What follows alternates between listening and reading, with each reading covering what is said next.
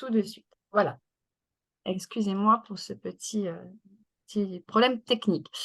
Donc comme je le disais, Julien va nous faire une présentation pendant à peu près une demi-heure, voilà, même si on n'est pas à la minute près et ensuite, évidemment, on a un moment d'échange, où vous pourrez poser toutes vos questions, à Julien et puis, même vos commentaires, enfin, bon, voilà, un moment interactif vers la fin. Et je vous rappelle aussi que nous avons l'honneur lors de ce live de pouvoir vous offrir, grâce aussi à ce partenariat que nous avons avec Julien comment on dit, Julien, ce congrès, c'est bon? Ouais, le congrès, Hein, ça congrès marche. C'est Ce quel bonheur pour congrès, vous? c'est quoi le bonheur dont il va nous parler. Et donc, nous avons 5 places en participation à distance, puisque c'est déjà complet en présentiel à Arcachon. Et donc, nous vous donnerons à la fin les noms des 5 personnes tirées au sort qui sont présentes évidemment aujourd'hui. Voilà comment ça va se passer. Donc, pour ceux qui ne me connaissent pas encore, moi, je suis donc Lucie Loras, responsable du Centre de l'intelligence émotionnelle. Et évidemment, on va voir, en tout cas, je suis sûre qu'on va parler d'émotions, je suis sûre qu'on va parler d'intelligence émotionnelle et on pourra aussi en faire plus de liens peut-être après la présentation que Julien va nous faire. Voilà, Julien, je te laisse la parole, à toi, et je t'écoute avec grande attention. Bah, merci pour ce moment. Merci à ceux qui sont là en direct et puis qui vont peut-être aussi écouter, en replay. Alors, bah, moi, je m'appelle Julien Perron, comme, tu le disais. Donc moi, j'ai créé mon activité maintenant, ça fait plus de 20 ans, donc ça commence à dater. C'était en 2003, j'ai, 44 ans à l'heure d'aujourd'hui.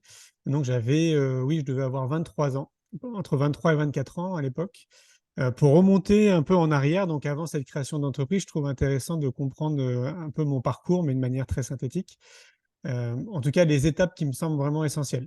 Moi, je suis dyslexique et dysorthographique, donc je suis né en 78 et donc à l'époque, j'imagine que, les enseignants, les professionnels de l'éducation, les accompagnants étaient pas forcément équipés, en tout cas beaucoup moins que maintenant, pour accompagner les enfants qu'on dit un peu différents. Donc, j'ai eu une scolarité qui a pas été forcément évidente d'un point de vue purement scolaire, mais qui a été très funky en réalité parce que j'ai eu cette chance, je crois, de compenser cette, différence, le diagnostic, qu'on m'a posé quand j'avais 6 ans, que je ne comprenais pas.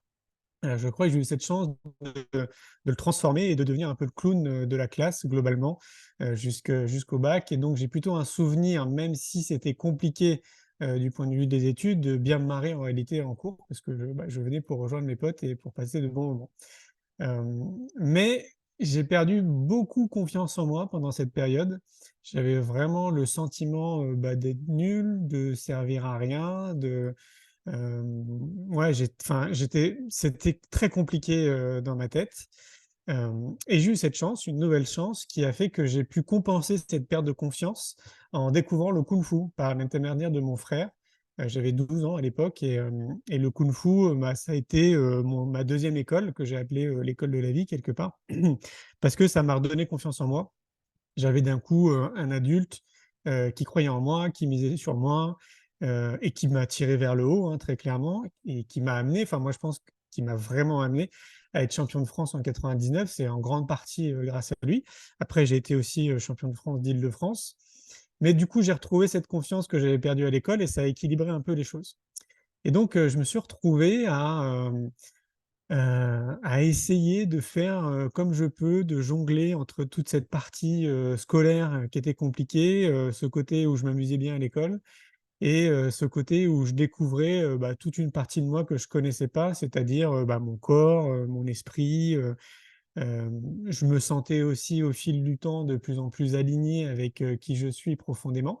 Donc autrement dit avec mes valeurs, avec, Hem, j'ai développé vraiment plein d'outils, plein de soft skills aussi qui m'aident beaucoup encore à l'heure d'aujourd'hui et bien évidemment l'intelligence émotionnelle en fait partie.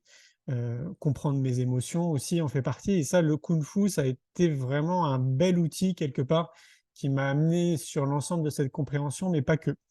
Il y a eu un autre déclic, j'ai envie de dire, dans ma vie qui a été très important, c'est à l'âge de 10 ans, donc là je reviens encore 2 ans en arrière, où on fait partie d'un programme scolaire qui nous fait partir pendant un mois aux États-Unis, chacun et chacune, donc l'ensemble de la classe, dans une famille d'accueil. Et donc là, j'y reste 1 mois, on continue à aller à l'école, sur place. Et pour moi, ça a été un peu comme une révélation parce que je me sentais vraiment très à l'aise. J'avais vraiment l'impression, bah, déjà d'apprendre beaucoup plus que sur les bancs de l'école. J'avais pas forcément envie de rentrer chez moi parce que je me rappelle très bien envoyer des courriers à l'époque, parce qu'on n'avait pas internet, on envoyait des courriers. À l'époque, je me rappelle très bien, m'être posé, enfin dire à mes parents que je ne voulais pas rentrer en fait, que je me sentais vraiment bien là-bas. Et pour autant, bah, je vous laisse imaginer à 10 ans, on maîtrise quand même pas vraiment bien la langue. Voilà, j'ai découvert en fait tout un monde que je ne connaissais pas, qui était le monde de l'expérience. De vivre en fait, et d'apprendre et de comprendre par l'expérience. Et donc je me rappelle très bien aussi être rentré en France et donc du coup dire à mes parents que j'avais envie de voyager parce que j'avais tellement eu ce sentiment d'apprendre, mais beaucoup plus sur ce voyage, et sur cette imprégnation en fait, de la culture, bah, là en l'occurrence c'était à Milwaukee, dans le Wisconsin, que je voulais faire la même chose, mais découvrir du coup d'autres pays. Et donc, bah, j'étais jeune, mes parents ont été, gardiens d'immeuble à l'époque. On était gardien d'immeuble dans un d'ailleurs, c'est assez intéressant parce qu'on était dans un lieu qui est quand même assez atypique. On était avenue Montaigne à Paris, qui est l'une des plus belles avenues, du monde, hein. Et donc nous, on était gardiens d'immeuble dans une petite loge qui faisait 40 carrés. On vivait à 4 dedans. Donc, en fait, on n'avait pas de chambre, hein, on dormait tous dans la même pièce et en même temps, le décalage, c'est que dans notre immeuble, on avait des milliardaires, quoi.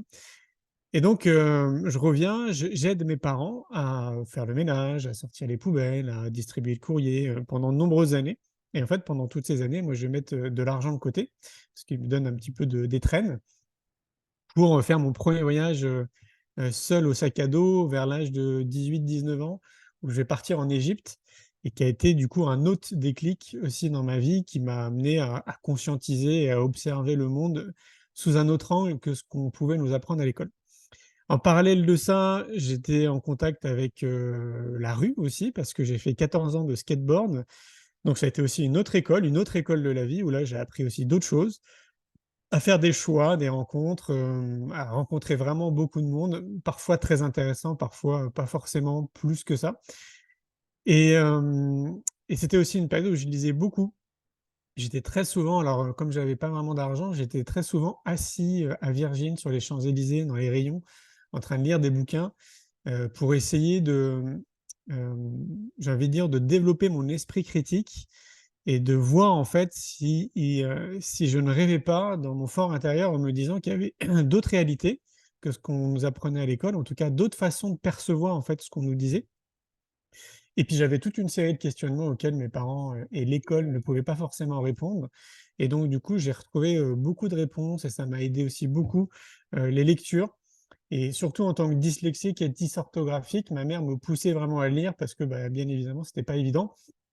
Donc à force de lire et de lire et de lire, c'est devenu de plus en plus facile et en même temps, bah, ça me permettait de répondre à une curiosité qui était quand même assez grande et qui l'est d'ailleurs toujours autant, quoi.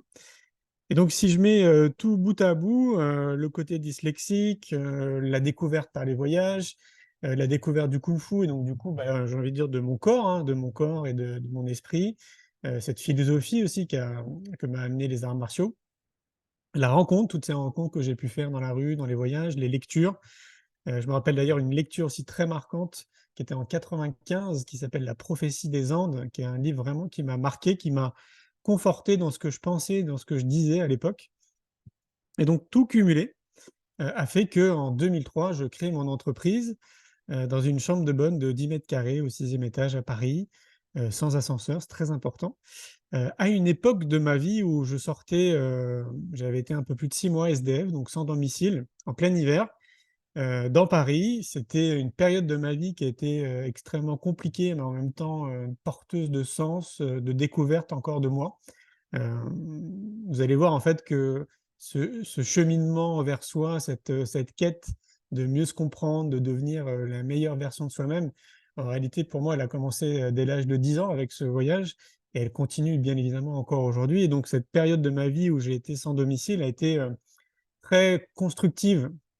J'ai appris beaucoup de choses, sur moi, sur les autres et donc voilà, me voilà dans cette chambre de bonne où, de 10 carrés où j'arrive et je me dis: «Mais qu'est-ce que» j'espère ne pas rester, ici très longtemps et finalement je vais y rester plus de 10 ans et c'est de cette chambre de bonne que je vais créer mon entreprise, Ce qu'il faut comprendre, c'est qu'arrivé à ce stade-là, donc là, j'avais, ouais, 23 ans, je crois 23-24 ans. Vu que j'ai commencé à m'intéresser à moi très tôt, hem, grâce aussi bien évidemment à mes parents, hein, parce qu'on parlait beaucoup de connaissance de soi et de développement personnel à la maison. Nous, on allait voir, des iridologues, on allait voir des naturopathes à l'époque, on avait un médecin de famille, mais il y avait aussi toute cette partie où on avait des huiles essentielles.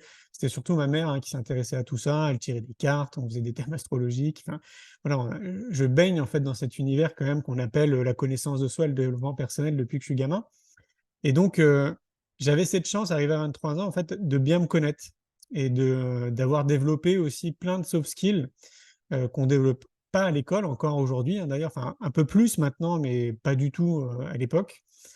Et donc, ça a été pour moi une chance de découvrir, en fait, qui j'étais profondément, quelles étaient mes qualités, en quoi j'étais bon, hem, vers quoi j'avais envie de tendre, en fait, comment je pouvais mettre à contribution, ce que j'estimais moi être mes talents, c'est-à-dire vraiment mes compétences innées, dont d'ailleurs, l'intelligence émotionnelle. Comment je pouvais les mettre à contribution pour, quelque chose qui me dépasse, pour, la société, pour, l'environnement, pour l'humanité, pour la planète.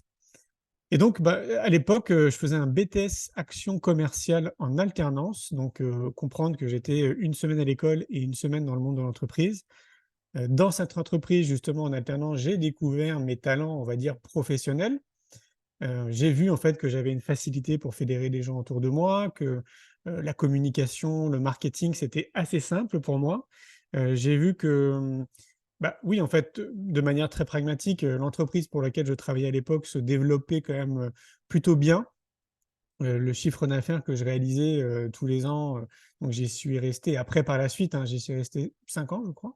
Et donc pendant toute cette période-là où j'étais en alternance, je voyais que ça se développait bien, donc je voyais que j'avais un talent aussi, j'allais dire de commercial, mais c'est pas le mot, qui me caractérise et c'est pas vraiment ce que je faisais. Moi, je dirais plutôt commerçant. Et donc voilà, et donc je découvre tout ça et je décide de mettre à contribution, bah, ces talents innés, ces compétences, naturelles pour, quelque chose qui me dépasse. Et donc je fais une étude de marché, comme je peux, hein, parce que j'avais pas appris à faire une étude de marché. Et donc, bah, en l'espace de quelques mois, il y a quelque chose qui se dessine qui était, ma façon de voyager à l'époque ou, qui est d'ailleurs toujours la même maintenant, qui est pour moi, hein, petite parenthèse, mon meilleur outil en développement personnel. C'est quand je pars, seul quelque part, dans le monde, peu importe où c'est, ça peut être d'ailleurs, à 40 minutes d'ici, de Montpellier. Je décide de lancer, une façon de voyager que j'ai appelée à l'époque, du tourisme bien-être et éco-responsable et qui était inexistant en fait. On parlait beaucoup de thalassothérapie dans le monde du bien-être et du tourisme. On parlait un tout petit peu de voyage écologique, mais pas du tout de cette association de bien-être et d'éco-responsabilité. Et donc, ben, sans m'en rendre compte à l'époque, j'ai créé le marché du tourisme bien-être et éco-responsable. Quand j'étais, dans l'entreprise, dans laquelle j'étais, donc en alternance, j'ai commencé à imaginer un site internet avec un pote. On a appelé, le site internet Néhorizon Travel. J'ai créé après l'entreprise Néhorizon Travel et pendant toute cette période-là où j'étais en alternance, je me demandais finalement si, en restant dans cette entreprise, j'allais vraiment pouvoir développer, bah, ce projet que j'avais en annexe convenablement. Et à un moment donné, j'ai pris cette décision, donc du coup, bah, de quitter le monde de l'entreprise dans laquelle j'étais salarié et puis de me lancer vraiment à plein temps sur ce projet qui me tenait à cœur, de développer, bah, cette partie bien-être, tourisme éco-responsable et autres. Et donc, bah, finalement, j'ai bien fait 20 ans après d'écouter cette intuition, parce que, bah, c'était pas forcément évident. Alors moi, j'ai pas de diplôme, hein, j'ai essayé de passer 2 fois le bac et donc le BTS action commerciale, je ne l'ai pas. Et donc c'était pas évident, en fait, de sentir mon entourage très proche, donc ma famille, mes amis, même des collègues, des anciens collègues qui me disaient: «Mais Julien, tu es fou, tu sors d'une période qui a été très difficile dans ta vie, tu as pas de diplôme, super la sécurité, comment tu vas faire si ça marche pas? Tu maîtrises pas le tourisme».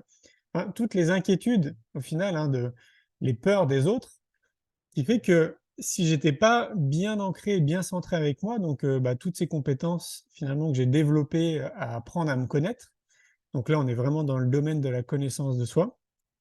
Si j'avais pas pris cette avance sur une grande partie de la population, je pense que j'aurais écouté ces petites voix et je me serais pas lancé dans le développement, en fait, de cette entreprise, quoi. Et donc je les ai pas écoutés, j'ai écouté mon intuition et j'ai bien fait, donc je vais essayer de raccourcir.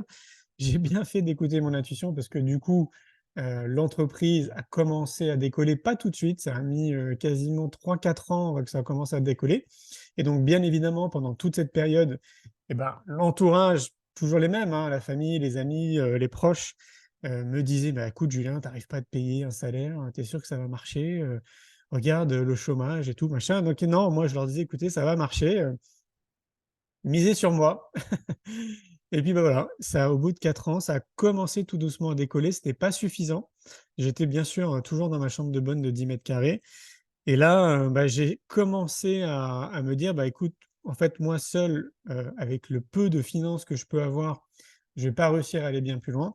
Donc il faut que je trouve des investisseurs». Et à l'époque, les banques ne prêtaient pas d'argent aussi facilement, encore moins maintenant, bien évidemment.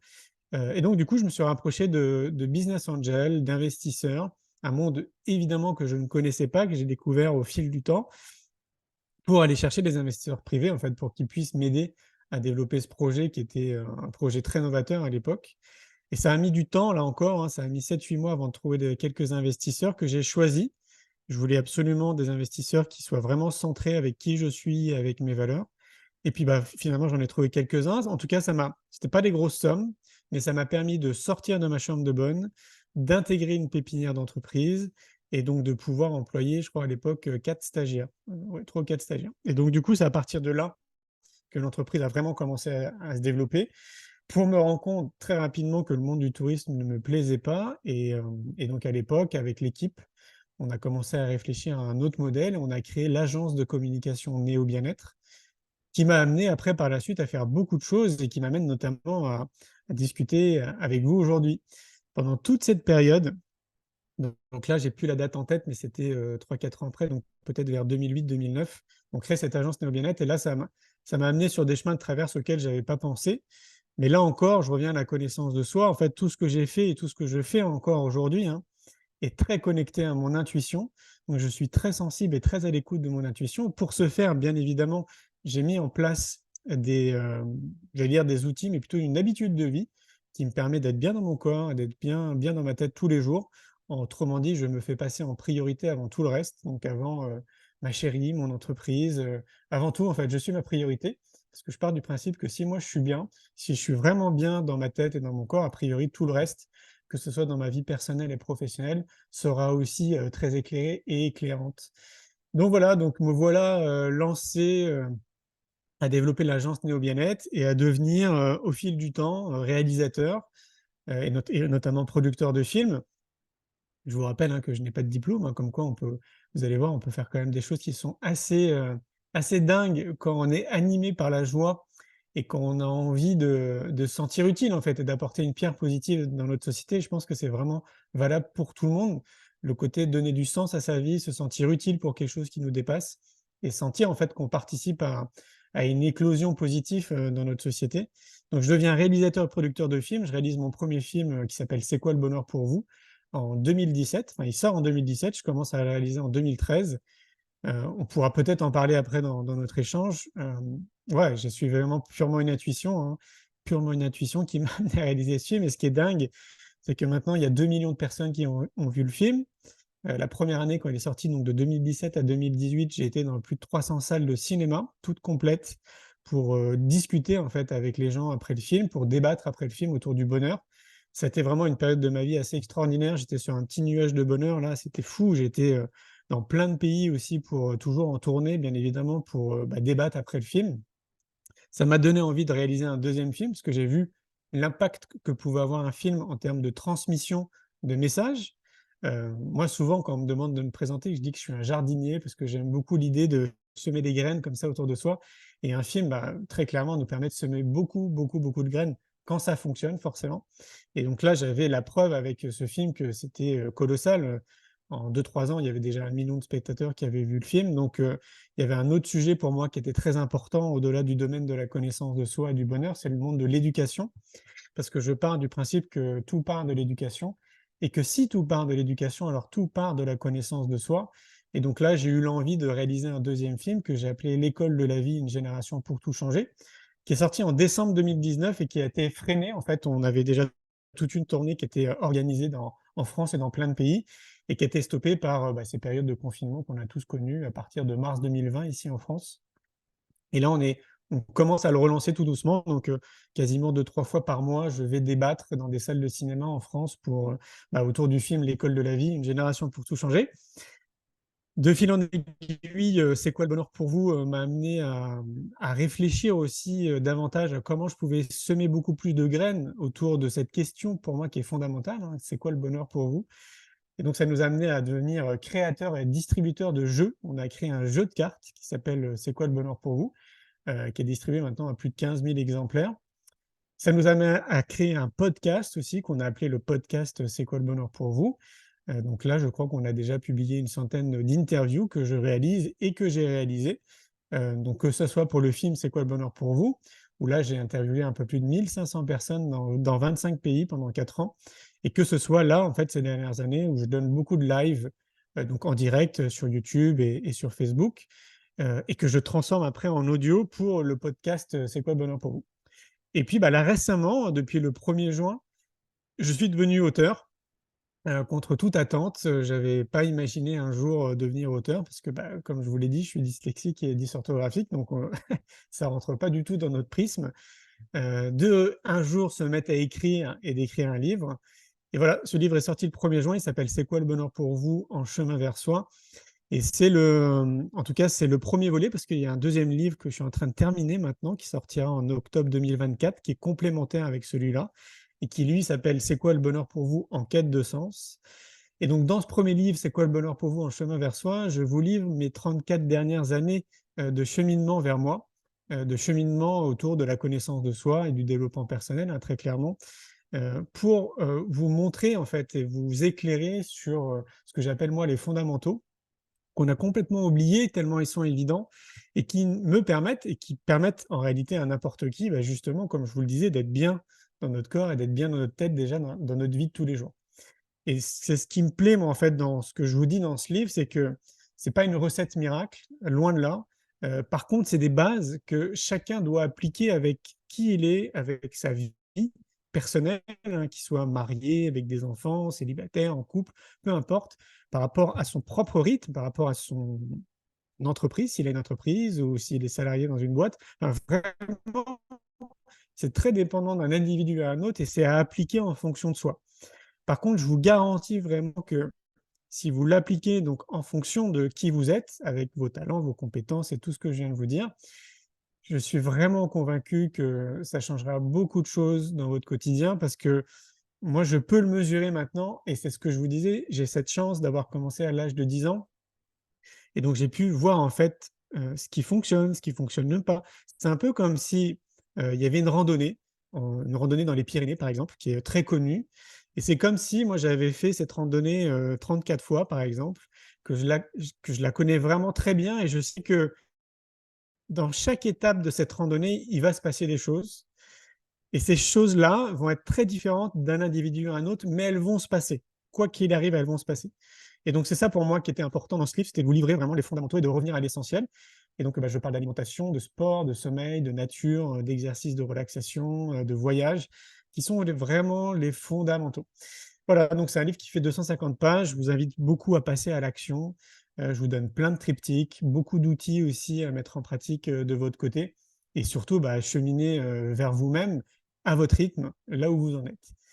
Et donc ça, ouais, ça a été encore une belle étape dans ma vie et puis là, récemment, c'est ce qui nous réunit, d'ailleurs aujourd'hui, on a créé le congrès «C'est quoi le bonheur pour vous?» qui va avoir lieu là le 11 et le 12 novembre au Palais des Congrès à Arcachon pour sa première édition. On est très content parce qu'on est plus connu dans le monde, de l'événementiel, dans le monde de l'éducation, puisqu'on a créé, le congrès Innovation en éducation et le festival pour l'école de la vie depuis 6 ans maintenant.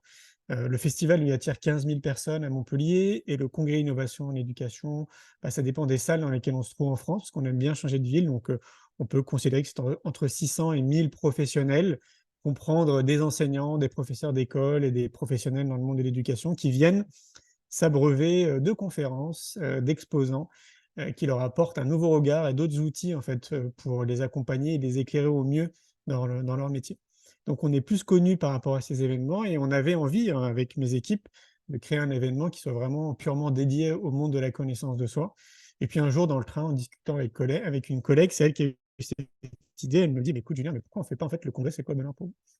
Et voilà, ça a été très rapide en fait. Dès le lendemain, on a commencé à réfléchir à des conférenciers, à comment en fait on pouvait créer ce congrès et on avait envie de créer un congrès, donc ce qui est le cas, on est très content, qu'il soit immersif, très immersif. Donc pendant 2 jours, on est au Palais des Congrès d'Arcachon, donc on est face à la lagune dans un environnement qui est vraiment magnifique. Le palais en lui-même est très joli, mais au-delà de ça, en fait, la lagune, la plage, les couchers, les levées de soleil sur place sont juste sublimes. Et on avait envie surtout aussi que les conférenciers, fassent des conférences participatives, donc vraiment à impliquer, les personnes sur place à vivre des expériences tout simplement. Donc, les conférenciers vont vraiment, emmener le public à vivre des expériences et au-delà de ça, il y aura aussi 8 ateliers donc répartis les samedis et le dimanche, 8 ateliers sur des vraiment des thèmes très différents, toujours pour vivre des expériences et pour les intégrer. Il me semble en tout cas qu'on apprend beaucoup plus en vivant des expériences et en les intégrant, vraiment dans notre corps quoi et dans notre tête. Donc il y a 8 ateliers plus 30 exposants sur place, toujours dans le domaine de la connaissance de soi, de l'accompagnement, du bien-être et du développement personnel globalement. Donc ça va vraiment être un week-end très riche. Il y a donc la salle est complète depuis 2 mois, mais on filme toutes les conférences en direct. Donc on peut prendre aussi un pass pour suivre toutes les conférences en direct tranquillement depuis chez soi. Et puis, bah, une fois que le congrès soit terminé, on remet un replay, on envoie un lien à toutes les personnes qui sont inscrites au congrès, que ce soit physiquement ou à distance. Un lien qui leur mène au replay à vie, où ils pourront regarder et mettre pause comme ils le souhaitent, pour regarder toutes les conférences. Donc «C'est quoi le bonheur pour vous?» maintenant est devenu ce que j'appelle moi un univers. On l'appelle l'univers «C'est quoi le bonheur pour vous?» qui regroupe du coup ce que je viens de vous dire, le podcast, le livre, le film, le congrès et le jeu de cartes. Et donc, vous voyez en fait tout ça par exemple, donc ça c'est juste l'univers «C'est quoi le bonheur pour vous?» parce qu'on pourrait aussi parler de l'univers innovation en éducation qu'on a créé. Bah, cet univers, que ce soit le jeu de cartes, que ce soit le film, le livre, tout ce que je viens de vous citer, bah, c'est vraiment le fruit de mon intuition. J'avais jamais imaginé un jour réaliser un jeu de cartes, réaliser un film, créer des événements, attirer, 15 000 personnes tous les ans à Montpellier, bah, non, ça rentrait pas dans mon prisme de réalité. Ouais, tout ce que j'ai fait encore jusqu'à présent, j'ai une liste de 17 projets sur mon bureau et quand je les vois, je me dis: «Bon, bah, quand ça sera le moment», je sais qu'intuitivement, ça sera le bon moment. Mais parfois, en fait, quand je vois ce que j'ai écrit, je me dis: «Ouais, ça va être très challengeant quand même avant de se lancer sur ce projet». Et là, bah, d'ailleurs, il y en a un tout récent, mais malheureusement, je ne peux pas vous le dire parce que c'est vraiment une nouveauté. Mais quand je vous dis c'est tout récent, ça fait à peine 48 heures. On était dans le train avec, ma collègue et en discutant, j'ai eu cette idée en fait d'un projet qui me paraît juste génial à mettre en place. Mais là encore, va nous falloir du temps, mais voilà, on va se lancer dessus là d'ici quelques jours et vous serez au courant, j'espère très rapidement parce que ça va être très impactant, je pense pour notre société. Donc voilà, j'espère avoir fait un peu le tour, que vous compreniez un petit peu mieux, qui je suis. C'est assez simple globalement, si vous voulez plus d'informations, vous allez voir, j'ai fait une conférence aussi TEDx, donc vous allez sur YouTube, vous tapez Julien Perron et vous allez voir, vous tomberez sur beaucoup de vidéos. Et sinon, bah, vous tapez, c'est quoi le bonheur.fr dans un moteur de recherche et vous tomberez sur le site, c'est quoi le bonheur.fr qui englobe cette galaxie et cet univers, c'est quoi le bonheur pour vous. Voilà, Lucie, je ne sais pas où on en est au niveau Merci du Julien, timing, je merci pour, pense, avoir fait oui, le tour. oui. Merci pour cette présentation. Alors moi, j'ai noté plein de choses évidemment, j'ai des mots comme ça qui m'ont interpellée. Le mot chance, tu as beaucoup parlé de chance, alors on peut revenir, hein, sur ça. Le mot déclic Mmh. aussi, alors ça, c'est un mot déclic que j'utilise beaucoup, enfin, en tout cas, je crois que alors, en tout cas moi, dans mon métier, ce qu'on cherche, c'est ça, c'est à créer des déclics, c'est-à-dire que les gens aient des déclics, voilà, pour pouvoir, évoluer, se transformer même. Il y a quelque chose que tu as dit que je trouve vraiment très, très intéressante à peut-être à mettre en relief, c'est cette notion de tu as dit à un moment: «J'ai pris conscience qu'il y avait d'autres réalités». Mmh. Voilà, donc ça, c'est aussi un point qui est évidemment très important. On va en parler, hein, juste après par rapport à l'intelligence émotionnelle Mmh mh. et surtout ce qui m'a marqué dans ton parcours, Julien et c'est en fait le récit que tu en fais. la manière dont tu vas intégrer tous les éléments, les bons comme ceux de chance, par exemple, quand tu utilises la chance, ou bah, ceux qui peuvent peut-être, qui ont été peut-être un peu plus difficiles. Hein. Tu as dit à un moment, il n'y avait pas d'ascenseur, et ça, c'est important à le noter. Oui, Voilà, donc, et c'est ça que je trouve intéressant dans la vie, de manière générale, mais dans le bonheur, puisque le sujet, c'est ça, hein, le bonheur. Et quand on a préparé ensemble, Julien, ce live, j'ai dit, il y a quelque chose vraiment qui m'a interpellée sur ton site. Il y a marqué, alors tu me dis si je ne le dis pas exactement comme il faut, mais c'est quoi le bonheur? Et des milliards d'individus, des milliards de définitions. Et en fait, c'est ça qui est évidemment magnifique, mais aussi difficile et problématique, je crois. C'est que bah, voilà, il ne peut pas y avoir de recette magique, sinon ça se saurait. Hein. Je crois que sinon, ah voilà, oui, tout le monde serait heureux hein, si c'est ça. c'était le cas. C'est pas si facile que ça, évidemment. Enfin, en tout cas, j'en ai bien conscience. Mais je trouve que vraiment ce qui ressort de ce que tu as partagé avec nous, et je te remercie, c'est justement la manière dont on perçoit les choses, dont on les vit, dont on les transforme et dont on les raconte aussi. Mm. Et en fait, le lien avec les émotions, l'intelligence émotionnelle, je crois bien sûr qu'il se positionne ici. Hein, c'est pas le bonheur, et je te laisse la parole après ça. Je ne crois pas que c'est être tout le temps dans la joie, tout le temps dans le plaisir, voilà, qu'il n'y ait pas de problème ou que tout se passe bien. Hein. Des fois, il y en a des gens qui disent: «Ah ben, je voudrais faire le bon choix, le choix parfait, le Mm. choix qui va m'amener le bonheur». Là, ça va Ah être non, compliqué, hein. Voilà, c'est donc clair. voilà, j'ai vraiment merci pour ce partage parce que c'est ce qui a en tout cas, c'est ce qui m'a interpellée. Et il y a quelque chose d'autre que je voudrais dire. Tu as beaucoup parlé évidemment de la connaissance de soi, du développement personnel, bien sûr, c'est nos métiers. Moi, j'ai l'impression dans ton parcours que, au-delà de la connaissance de soi, il y a aussi croire en soi. Oui. Oui? Ah oui, oui. Oui, mais ça, en fait, pour moi, c'est très connecté à la confiance en soi. Et c'est pour ça aussi que je dis très souvent, tu sais, que tout part de l'éducation et que je mets beaucoup d'énergie dans l'éducation là, ces 10 Mmh. dernières années, notamment parce que si tout part de l'éducation, tout part de la connaissance de soi, pour arriver à mieux se connaître, si on pouvait l'intégrer dès le départ, en fait, tu vois? Mais c'est un vrai projet sociétal, Mmh. hein, c'est pas que Mmh. l'école, c'est pas que les parents, c'est politique, c'est, le mainstream, c'est vraiment un vrai projet sociétal. Mmh. Je crois vraiment que la société serait très différente, Mmh mh. parce que de mon angle et de mon prisme, j'ai vraiment le sentiment que 80 de la population passe à côté d'elle-même, parce que, bah, on nous pose sur des rails et en fait, bah, on nous fait vite comprendre quand même que c'est tout droit et qu'il faut pas sortir justement, des chemins de traverse. Il faut bien rester sur les rails, qu'il y a qu'une seule réalité, c'est-à-dire c'est celle qu'on Mmh. nous montre et qu'il Mmh. y a pas autre chose. Enfin, c'est quand même bien ficelé et peu importe là où on se trouve, sur notre planète, que ce soit en France ou dans un autre pays, on est quand même très conditionné.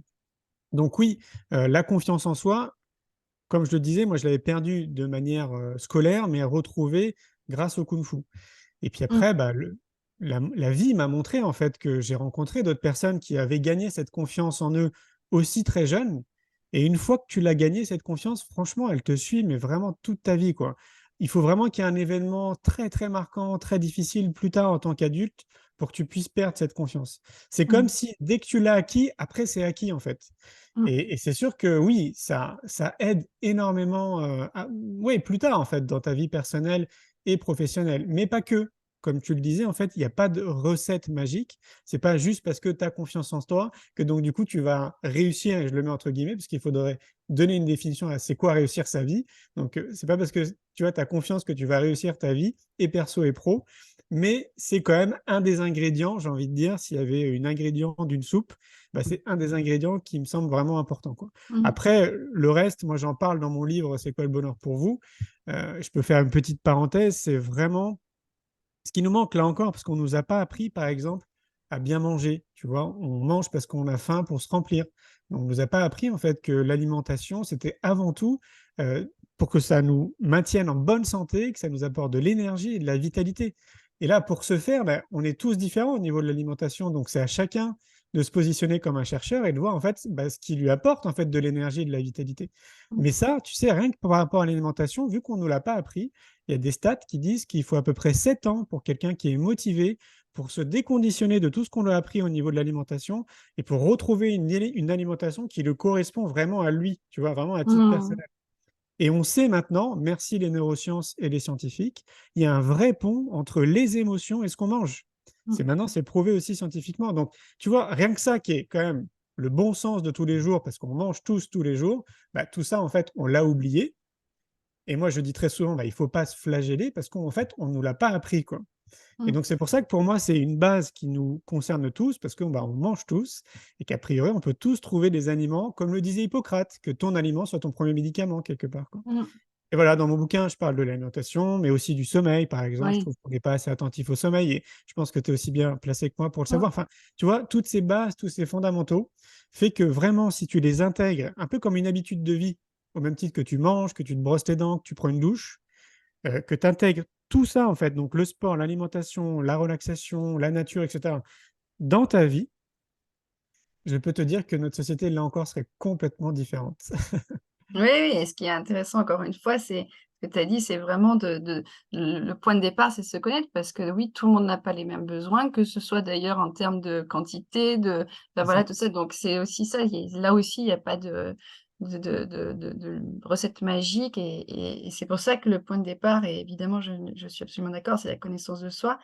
La confiance en soi puisque tu as utilisé ça, c'est une des compétences, première, c'est la première d'ailleurs des compétences de l'intelligence émotionnelle, donc c'est pas un hasard, hein, donc bien OK. sûr. Alors toi, tu as eu la chance, que ça t'arrive, jeune.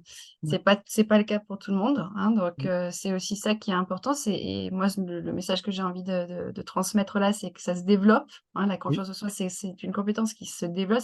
C'est pas magique, c'est pas facile, mais ça se développe, ça se travaille. Il y a Mmh. des outils, il y a voilà, des accompagnements, là-dessus.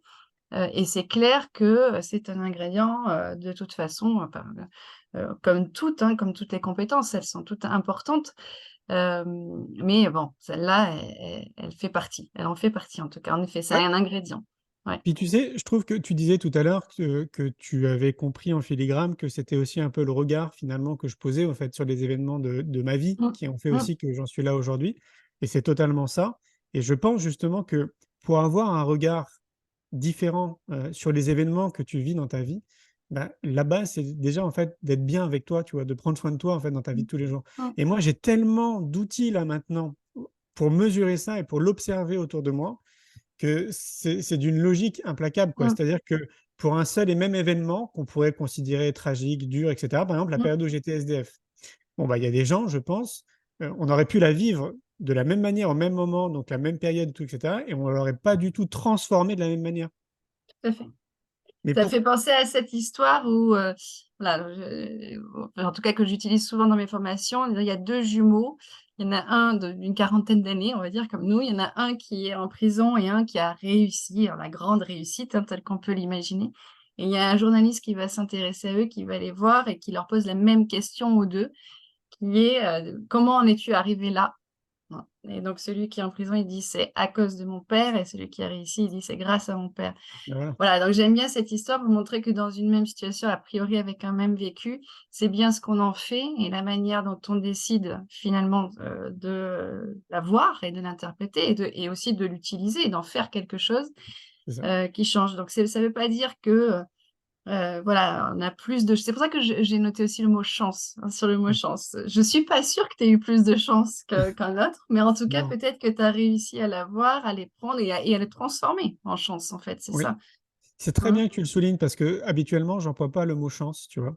Parce que, en fait, souvent, les gens d'ailleurs, enfin souvent, ça m'arrive quand même, assez souvent, on va dire, globalement sur une année, par exemple, pour les gens qui me suivent sur les réseaux, de dire: «Ah là, la chance que tu as», quoi. Et donc très souvent, moi, je leur dis: «Ce n'est pas la chance se crée». Mmh. Donc c'est bien, en fait, que tu me reprennes là-dessus parce que c'est vrai que c'est pas réellement de la chance, en fait, quelque Mmh. part, parce que c'est peut-être, et moi, j'ai tendance à dire ça, je sais que parfois, ça fait un peu, grincer des dents les gens, mais je dis très souvent, en fait, on est la résultante des choix qu'on a fait. Et souvent, tu sais, il y a des gens qui vont dire: «Ah bah oui, mais le mec qui est né dans la rue et qui a pas de Mmh. jambes, est-ce qu'il a fait un choix, quoi?» Mmh. Mais bon, moi, ce que je dis très souvent par rapport à ça, parce qu'il y aurait plein de contre-exemples du coup, c'est que moi, j'aime bien réfléchir global.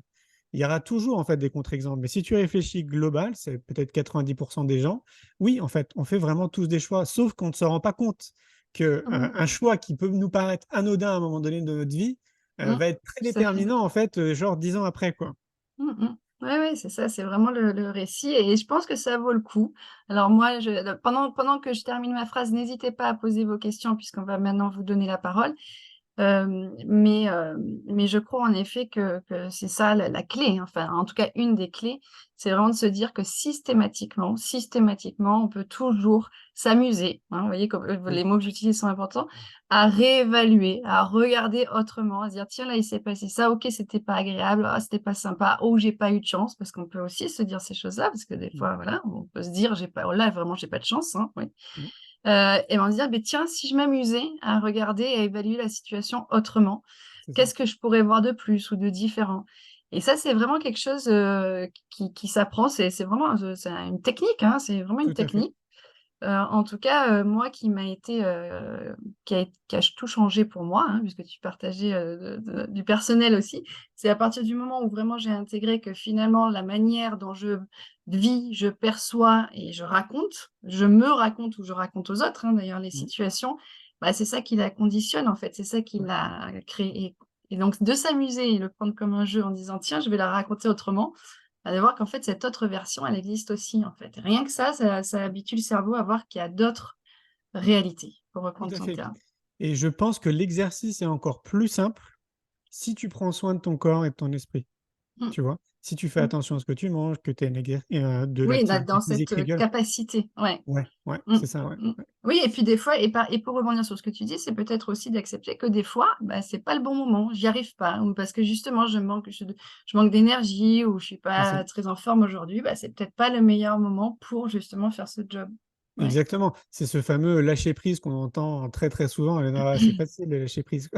Mais Mmh, très clairement, c'est ça, en fait. C'est avoir cette souplesse, tu sais, à te détacher et te dire: «Bon, OK, c'est pas juste» et puis, mmh, quand si à un moment donné, ça sera le bon moment, ça sera le bon moment et ça sera juste à ce moment-là. mmh. Mais c'est Ouais. vrai que faut se rappeler quand même que le conditionnement de notre société est très fort, hein. Ah oui, oui. C'est pas évident, je trouve quand même, tu vois, d'en arriver à Non, ces c'est pas évident, réflexions, c'est pas de prendre naturel. ouais, c'est pas C'est pas naturel. Ouais, naturel. c'est Ouais ça. Mmh, justement la neuroscience, moi, s'il y a quelque chose que j'ai appris qui est très fort, c'est que le cerveau va naturellement chercher les informations qui confirment, en fait, l'émotion ressentie. Donc si l'émotion ressentie est désagréable, justement, si c'est une émotion, de colère liée, par exemple, à un sentiment d'injustice, prenons ça, hein, puisque tu disais: «C'est pas juste», bah, je vais en fait mon cerveau, il va aller chercher les informations qui confirment ça. c'est Donc ça. ça veut dire aller finalement à l'encontre de ce que le cerveau est s'obliger finalement à aller chercher d'autres informations. Donc c'est vraiment presque contre nature de le faire, hein, donc Ouais, complètement. c'est pour ça que ça qu'on s'entraîne. Et là, j'ai un exemple qui me vient à l'esprit, tu sais, pour cette idée de d'avoir un regard différent. Je pense spontanément que tout le monde a vécu ce genre de situation. Imaginons, tu pars en week-end, je sais pas, à La Baule, par exemple, avec quelqu'un et ça se passe pas bien avec cette personne. Quand tu vas revenir de ce week-end, tu vas dire: «Oh, La Baule, c'était pas génial». Parce qu'en fait, ça s'est pas très Mmh. bien passé. Tu irais avec une autre personne et ça se passerait super bien, tu dirais: «Oh, La Baule, c'était trop bien», tu Mmh. vois ce que je veux dire? Ouais, Et ouais, donc il y a ça ancre. Mmh. ouais, voilà, c'est Mmh. ça, exactement, Mmh. quoi. Ouais, bien sûr. Alors Julien, il y a des questions. Quitter le monde de l'entreprise, c'est le premier pas vers le bonheur, n'est-ce pas? Ah bah, ouais, disons que cette personne-là prêche un convaincu. Moi, Mais je vais peut-être être plus modérée, hein, après dans ma réponse, mais vas-y, vas-y, Julien. mais ce qu'il y a, c'est qu'on est tous différents là encore, en fait, pour ça. Tu vois? Je pense qu'on n'a pas tous les épaules pour de devenir, entrepreneur et lancer une entreprise. Même si on a le souhait, qu'on a l'envie, tu sais, de se détacher, tout le monde n'a pas les épaules pour moi pour, se lancer dans la création d'entreprise avec tout ce que ça englobe. Donc pour les gens qui seraient un peu comme moi, par exemple, qui ont un fort besoin de liberté, qui ont vraiment besoin de voler de leurs propres ailes, ont un rapport aussi avec l'autorité qui peut être compliqué, si l'autorité est vraiment, n'importe quoi, en gros. Et puis, bah, il y aurait peut-être toute une liste à dresser, mais je pense que déjà ces points sont, les plus Mmh. basiques. Oui, quelque part, ça va peut-être être le bonheur de quitter le monde de l'entreprise, mais en fait, quand tu es entrepreneur et je pense aussi que tu es bien placé pour le savoir, tu as d'autres responsabilités, il se passe d'autres choses, qui n'ont rien à voir avec le monde du salariat, hein, bien évidemment. Moi, je dis très souvent à l'heure d'aujourd'hui en France, moi, je paye ma liberté, en fait, en étant, entrepreneur, quoi. Donc, c'est des choix, en fait, c'est des vrais choix de vie et je pense qu'il faut pas réfléchir comme, en disant: «Ah bah voilà, je quitte le monde de l'entreprise, pour créer mon entreprise, donc du coup, ça va être génial et tout et cetera». C'est pas forcément mieux ou pas mieux. Mais par contre, je trouve on paye notre liberté, quoi. Il y a moi, en tout cas, j'ai vraiment ce sentiment, mais même pour d'un entrepreneur à un autre, les modèles économiques vont tellement être différents et les choix de vie vont aussi tellement être différents d'un entrepreneur à un autre que moi, mon exemple, c'est j'ai fait le choix il y a 20 ans de créer cette entreprise, donc qui a évolué bien évidemment avec le temps, et pour continuer à vivre d'une passion en fait, qui est le voyage. Et donc, bah, il y a quand même 6 mois de l'année où je suis en déplacement un petit peu partout, et tout le monde ne ferait pas ses choix. Pour faire ses choix, j'ai fait d'autres choix. J'ai pas d'enfant, par exemple, tu vois. Euh, Mmh. et donc, ça peut pas coller à tout le monde, je trouve. Mais par contre, je crois que beaucoup d'entrepreneurs pourraient dire la même chose. On a une liberté qu'on n'a pas quand même en étant salarié, quoi. Encore une fois, on pourrait débattre aussi sur, la liberté. Qu'est-ce que la Oui, liberté? En tout cas, moi, je pense pas que, quitter l'entreprise soit la recette du bonheur comme, y rester est la recette du bonheur. C'est en mmh. effet ce que tu as dit, c'est tellement, enfin, c'est de toute façon, c'est tout le propos depuis qu'on a démarré. C'est de bien se connaître, de bien se comprendre. Qu'est-ce qui est important pour moi? Voilà, qu'est-ce qui m'apporte, ce bien-être, cette sécurité et cetera, quelles sont les valeurs les plus importantes? Donc pour moi, il y a pas de réponse oui ou non à cette question. Maintenant, si vous posez la question, c'est peut-être qu'il y a un sujet un sujet autour de ça, mais C'est ça. voilà, il y a d'autres problématiques dans le fait aussi de ne plus être dans une entreprise. Donc c'est Bah, pas oui. tout blanc ou tout noir, quoi, c'est ça. Bah, ça me fait penser à une dame hier qui m'a appelé, qui veut organiser un événement autour du couple, hein, et qui veut, qu'il y ait des couples, en fait, qui parlent un peu de le la façon dont ils ont créé leur environnement de couple, c'est-à-dire vraiment leur vie de couple. Et donc c'est un peu pareil qu'on est 8 milliards d'individus, bah, je sais pas, s'il y a, 5 milliards de couples, bon, bah, c'est 5 milliards de couples différents de ce qui se Mmh. sont créés, quoi. Et c'est là où je Oui. rejoins ce que tu dis, c'est-à-dire la connaissance de soi. Moi, je le disais à cette dame hier: «Oui, je veux bien, venir témoigner avec ma compagne de notre vie, mais en fait, notre vie de couple, elle est tellement particulière que ça ne correspondra pas à tout le monde». Il y a des gens, en fait, qui vont nous dire: «Oh là là, c'est génial ce que vous faites», mais tout simplement parce que ça correspond peut-être pas, en fait, à leur vie. Et Mmh. donc, pour, terminer là-dessus, je voulais juste rebondir là-dessus, en fait, en disant que, là encore, c'est vraiment à chacun de construire vraiment en fonction de qui il est. C'est-à-dire tu sais, de se placer un peu comme un chercheur et de voir, en fait, qui il est profondément, mais à tous les pans de sa vie, quoi. Et le Mmh. couple en fait partie, l'entreprise en fait partie, et cetera, et cetera. Mmh mh. Mmh. Oui, oui, oui, oui, oui, dans le couple, la difficulté qu'il y a en plus, je crois, c'est donc déjà se connaître et puis il y a le couple, il y a l'autre, dans le couple ou que ce Ah soit dans oui, la relation. Donc bien évidemment, il y a 2 individus qui, a priori, n'ont pas non plus tout à fait la même définition, hein, sinon, voilà, c'est donc ça. c'est aussi pouvoir composer et c'est là où il y a on parle beaucoup de la connaissance de soi, ce qui est évidemment, on l'a dit, fondamental, hein, je reprends ton terme, bien sûr. D'ailleurs, dans l'intelligence émotionnelle, dans le modèle, là, c'est vraiment la première dimension, perception de soi, hein, donc bien sûr, mais pas que. C'est-à-dire qu'il y a aussi l'autre et à Ah partir oui, du moment où on fonctionne avec l'autre, que ce soit en couple, que ce soit au travail. D'ailleurs, il y a une question qui dit: «Quelle est la différence entre bonheur perso et pro?» Bon, ça, je vais te laisser y répondre, mais en tout cas, c'est évidemment ce qui complique la donne. Enfin, une fois quand déjà on se connaît bien et qu'on se comprend et qu'on a confiance en soi, on a vu. Bah, oui et après il faut aller à la rencontre de l'autre et pouvoir aussi composer comme ça et c'est ça qui est pas toujours facile, d'ailleurs. tout à fait. Et ça s'apprend, ça s'apprend. Oui, tout ça, Avec ça beaucoup s'apprend, tout à fait. beaucoup de Alors patience et de quelle curiosité. différence entre bonheur perso et pro alors du coup, Julien? Alors, c'est une question intéressante qu'on m'a jamais posée. Ben, moi, je sais pas si donc je vais parler pour moi. Je suis pas sûr de faire de différence, dans la mesure où je reviens toujours à la connaissance de soi. Si l'individu, en fait, se connaît bien, plus tard, en fait, donc là, je reviens du coup à l'adolescence, toute cette partie où on apprend vraiment à se connaître et plus tard, on devient des adultes et on décide de rentrer dans le monde professionnel. Donc soit par le biais d'être salarié, soit par le biais de créer son entreprise. Je pense que si on arrive à ce stade et justement qu'on se connaît bien comme moi j'ai pu le vivre, bah, du coup, les 2 sont imbriqués. C'est-à-dire que tu vas soit être salarié, soit créer une entreprise qui donne sens dans un premier temps, qui est en accord avec tes valeurs, qui est en accord avec ce que tu penses, ce que tu es, ce que tu dis, qui apporte quelque chose à notre société, où toi, tu vas te sentir utile. Et donc, quand cette notion-là est imbriquée en fait dans le monde professionnel, eh ben, c'est un des paramètres qui sort de cette grande étude autour du bonheur, c'est justement en fait de donner du sens et de se sentir utile dans la société. C'est un des grands ingrédients pour tendre vers le bonheur, avec cette grande étude qui a été menée par Harvard pendant 75 ans Mmh. et qui nous montre qu'en fait, l'ingrédient principal, c'est le lien social. Ouais. Donc, les deux, quelque part, sont imbriqués, je te dis, mais sous condition que l'individu arrive à un moment donné vraiment et qu'il se connaît et qu'il sent en fait profondément vers quoi il doit tendre dans son activité Mmh. professionnelle, en partant du principe que tu sois entrepreneur ou que tu sois salarié, tu vas rester en moyenne 7-8 heures par jour Mmh. à travailler. Donc, c'est censé être quand même un des piliers, une des bases qui participent à ton épanouissement personnel et donc probablement aussi au bonheur. Donc voilà, Oui, c'est oui. c'est un peu imbriqué. C'est en ça où moi aussi j'ai du mal à imaginer, à réfléchir même de comment on pourrait vraiment séparer en disant: «Bah, là dans ma vie perso ça va, je suis très heureux, mais dans ma vie pro pas du tout». Bah, comment Ouais, le pas du tout peut pas impacter le beaucoup, c'est enfin ça. et vice versa? Mmh, Alors, et d'ailleurs, c'est quelqu'un qui a fait la remarque très justement, ce que tu viens de dire par rapport au sens, c'est bien sûr très important. C'est la compétence d'intelligence émotionnelle, réalisation de soi, hein, qui est évidemment très important. Et moi, ce que j'aime dire, c'est qu'il y a pas non plus, de recette de réalisation de soi ou de réussite. D'ailleurs, quelqu'un bien a sûr. dit: «Le bonheur et la réussite, c'est très différent». Oui, mais enfin, même la réussite en elle-même, selon les personnes, ça peut être très différent.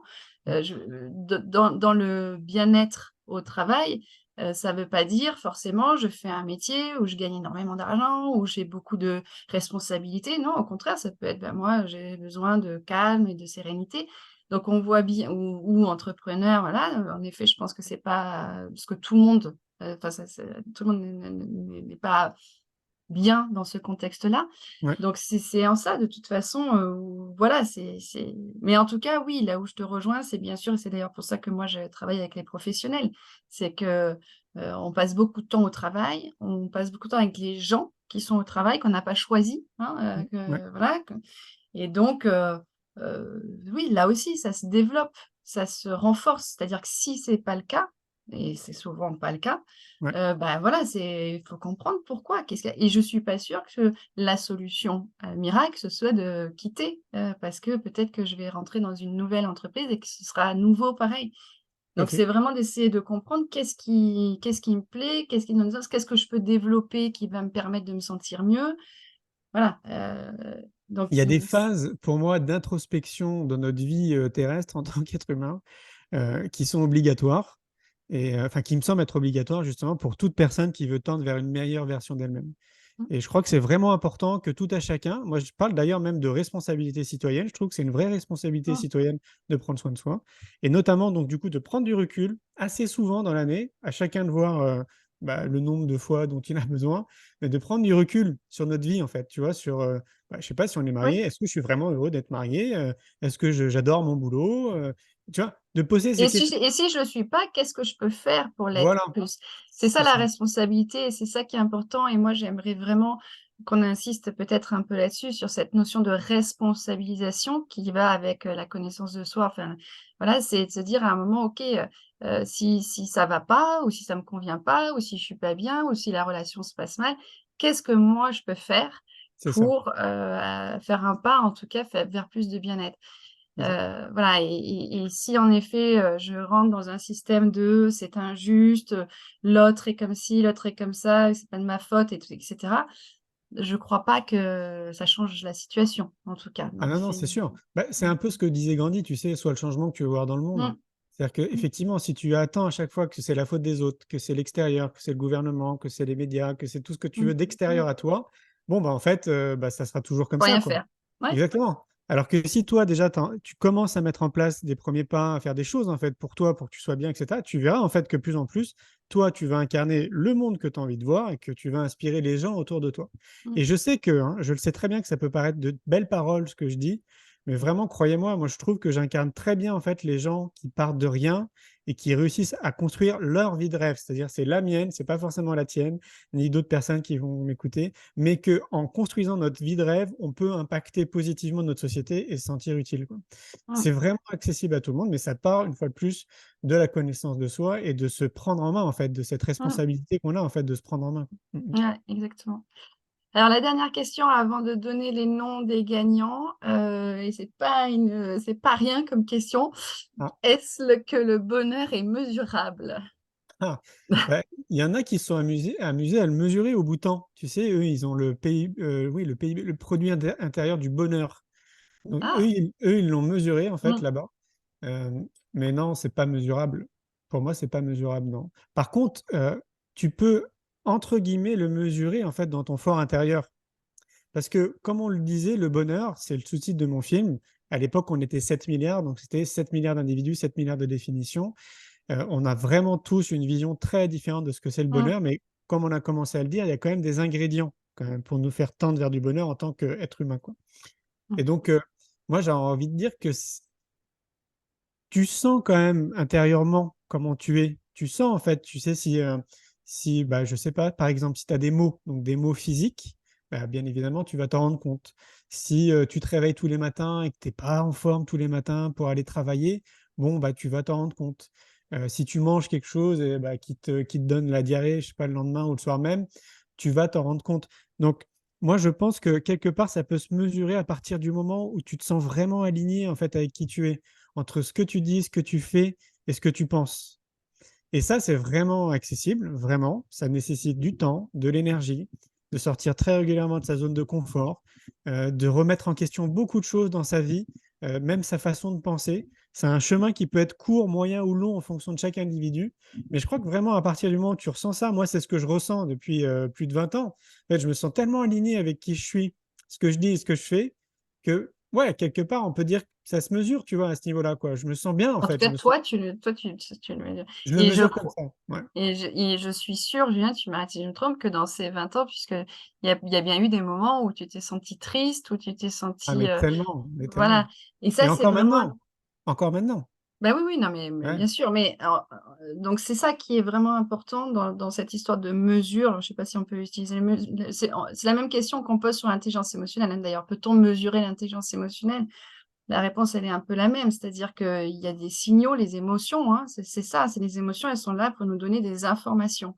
Mmh. Heu, on peut dire, bon, bah, le bonheur, c'est plutôt le plaisir, la satisfaction et le contraire, bah, ça correspond au contraire du bonheur. Maintenant, ce qui est intéressant dans la tristesse, dans la peur ou dans la colère, si on doit prendre les émotions primaires, elles sont bien là pour nous donner une information très importante sur justement qu'est-ce que je peux faire ou en tout cas d'informer sur le fait que la situation n'est peut-être pas, la meilleure. Peut-être que c'est pour me mettre en mouvement, pour bouger, pour changer, pour transformer. Donc c'est en ça où ces émotions sont vraiment super importantes. Ouais. C'est pas du tout dans la joie absolue, dans le bonheur, Non, mais non, comme diraient certains, des bisounours, c'est pas du tout ça, c'est vraiment de clair, voilà, de c'est clair. reconnaître ces signaux, qui sont là pour me donner des informations très importantes et c'est encore une fois ça qu'on appelle la connaissance de soi, la conscience de soi. C'est en effet, reconnaître ça, comprendre, analyser et puis ensuite pouvoir agir en fonction de ses émotions. C'est ça le lien Exa avec les émotions évidemment. exactement. On est dans la vraie vie, on est tous confrontés à des moments qui sont durs, plus compliqués, et ce sera, probablement, en fait, tout le chemin de notre vie, c'est comme ça, quoi. Et du Mmh, coup, c'est bien de revenir en arrière à ce qu'on se disait au tout départ, ça va être après, la différence d'un individu à un autre, ça va être comment je transforme ça, en fait. mmh, Et mmh, c'est ça, en fait, qui fait vraiment une c'est grosse ça, différence après, ouais. exactement. Donc, merci Oui, beaucoup. Alors, j'ai les noms des personnes qui ont été tirées au sort. Donc, c'est Florence Meignet, Sébastien Mériot, Séverine Parola, Siam Atmani et Victoria Virlan. J'espère que j'ai bien prononcé. hop, De toute façon, nous avons, toutes les infos et donc vous recevrez, votre accès à ce congrès qui va, je suis sûre, être, vraiment super, intéressant et c'est passionnant génial, ouais. pour aller, ouais, ouais, ouais, super. Merci beaucoup Julien pour ces Merci à toi. échanges, pour ce partage et puis, voilà donc, de toute façon, vous savez où nous trouver. On est là sur LinkedIn, un peu partout.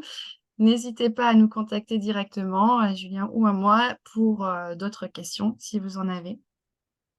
Merci Bon, Julien, un grand merci. merci pour Grand ce merci à tout le partage. monde. Merci, à très bientôt. Belle Au journée. revoir. Bye bye.